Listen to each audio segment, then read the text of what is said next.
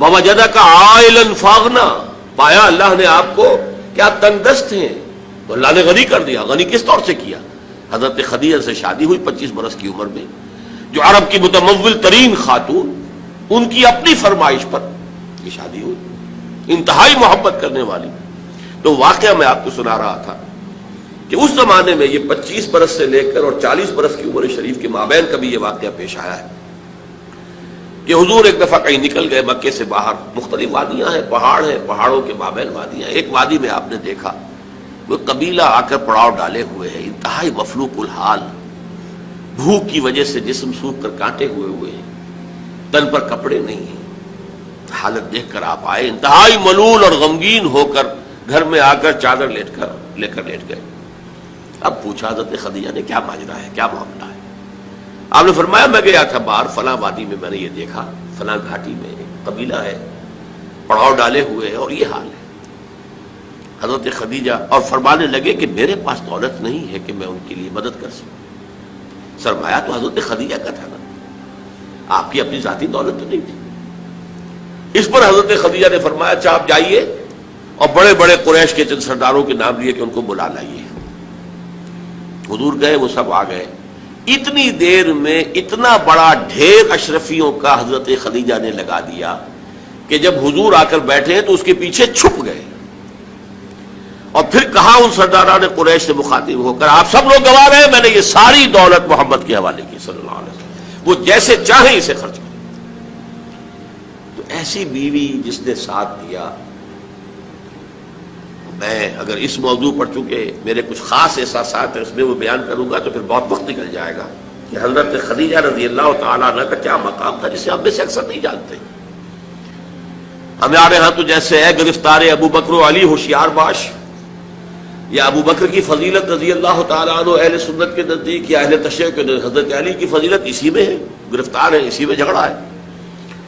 اسی طرح عائشہ اور فاطمہ کا جھگڑا ہے۔ ایک گروہ ہے کہ جو حضرت عائشہ رضی اللہ تعالیٰ عنہ کو بہت بلند کرتا ہے، اونچا رکھتا ہے، دوسرا گروہ ہے جو حضرت فاطمہ رضی اللہ تعالیٰ عنہ۔ لیکن یہ کہ حضرت خدیجہ الکبریٰ کا ذکر نہیں ملتا، بہت کم ملتا ہے۔ لیکن حضرت فاطمہ کی والدہ حضرت خدیجہ جو الصدیقۃ الکبریٰ ہے، ان کے نام کے ساتھ کبریٰ اس لیے جمع ہوا ہے، صدیق اکبر، الصدیق الاکبر ہے حضرت ابو بکر رضی اللہ تعالیٰ عنہ، الصدیقۃ الکبریٰ، جیسے حضرت مریم کے بارے میں آتا ہے قرآن میں کان امہ صدیقہ، تو اس امت کی الصدیقۃ الکبریٰ حضرت خدیجہ رضی اللہ تعالیٰ عنہا۔ اور ایک بات راز کی ہے جو میں کہہ رہا ہوں، عام طور پر عام خطابات میں یہ باتیں نہیں کہی جاتی، مجھے تو محسوس ایسا ہوتا ہے کہ اللہ تعالیٰ نے حضرت خدیجہ کی ذات میں حضور کو صرف بیوی کی وفاداری اور وفا شعاری اور محبت نہیں دی ہے، والدہ کی شفقت بھی دی ہے۔ حضور محروم ہوئے بہت ارلی عمر میں، والد کو تو دیکھا ہی نہیں، والدہ کی شفقت سے بھی بہت جلد محروم ہوئے۔ عمر کا فرق اتنا تھا، 25 اور 40، اندازہ کیجیے۔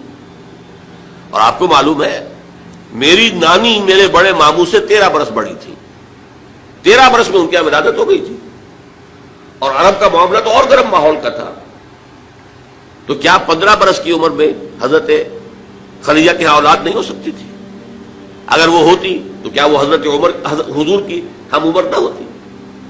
اس حوالے سے دیکھیے۔ چنانچہ ایک واقعہ میں آپ کو اور سنا دوں۔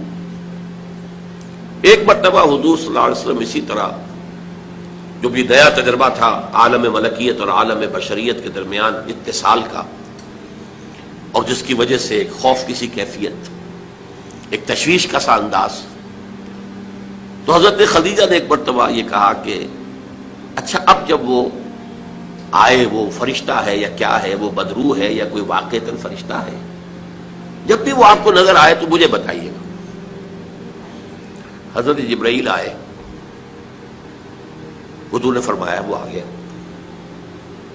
اب ذرا نوٹ کیجئے، حضرت خدیجہ نے اپنے بال کھول دیے، اپنی آغوش میں حضور کو لے لیا اور پوچھا کہ کیا اب بھی نظر آ رہا ہے؟